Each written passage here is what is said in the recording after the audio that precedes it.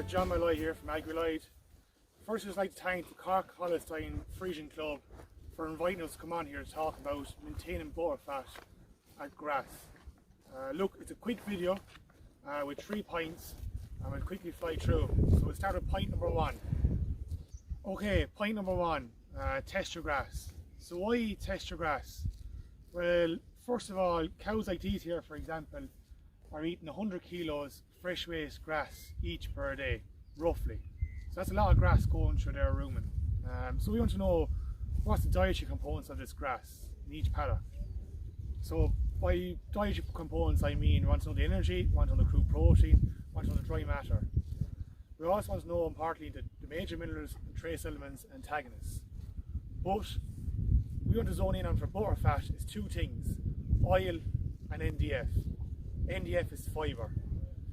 We want to keep the oil as low as possible and maintain a good NDF, good fibre in grass. And how do we do these? Okay, for oil, so to keep the oil correct in grass, avoid going to covers under 1200 in second rotation grass. These are the covers that have the highest level of oil, so and the lowest levels of fibre. So try and avoid this if possible. Secondly, fibre, NDF, good NDF, promote things like strip wire. So 12-hour strip wire, that promotes the cow to have leaf and stem. It's getting the balance right, so it's encouraging NDF. Going back to the oil again, try and avoid things like blanket spread. There's a correlation between high nitrogen and high oil. So try and go into the cows with your nitrogen after the graze out. So to avoid high oil. If you've seen a sudden crash in butterfat, try and lift your covers from a 1400 cover to a 1600 cover. This encourages a little bit more stem in the grass, which is a little bit more fibre. So, for example, as I said, from a 1400 to a 1600. Anyone that's grass recording will know what this looks like. But for the purpose of this video, I just insert the slide there now. And as you can see from the slide, just by roughly using your welly, for example, you can roughly make out what a 1400 cover and what a 1600 cover would be. So that graph there shows roughly what you're looking at.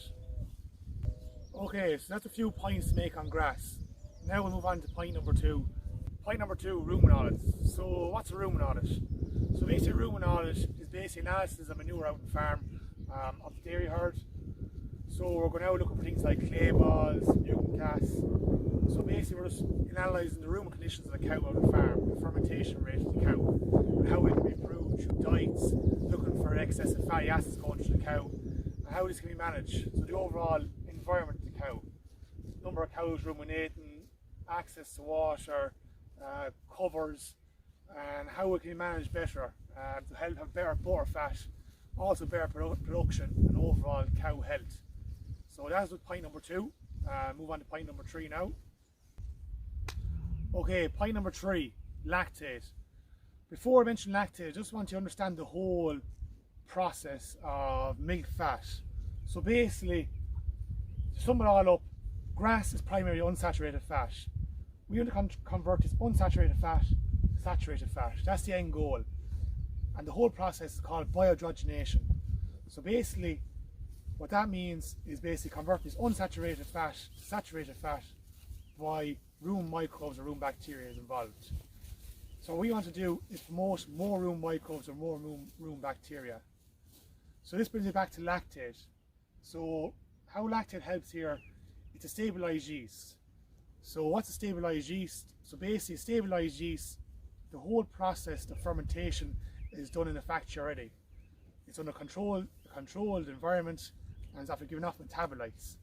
These metabolites are boxed up and in the form of lactate, and basically it's feed for rumen microbes. So how we promote rumen microbes is by feeding lactate daily to cows. It encourages more rumen microbes to attack the feed. So better breakdown of feed.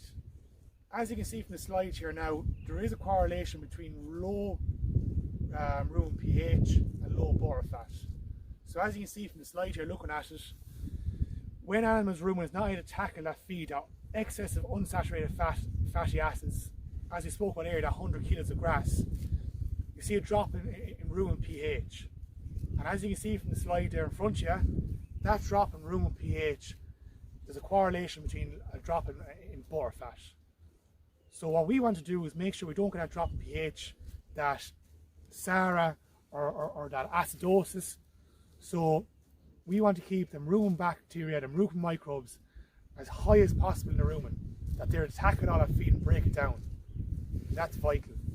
So before I finished up, we went through 3 points. We went through grass testing, we went through rumen audits, we went through a little bit about lactate and how it helps in the rumen. Finally, I'd like to thank again the Cork Holstein Friesian Club for inviting us to come on here to talk about maintaining good butterfat out in grass. And if you'd like to get in touch with us about doing grass tests or rumen audits, please feel free to contact me. Just finally, thanks again.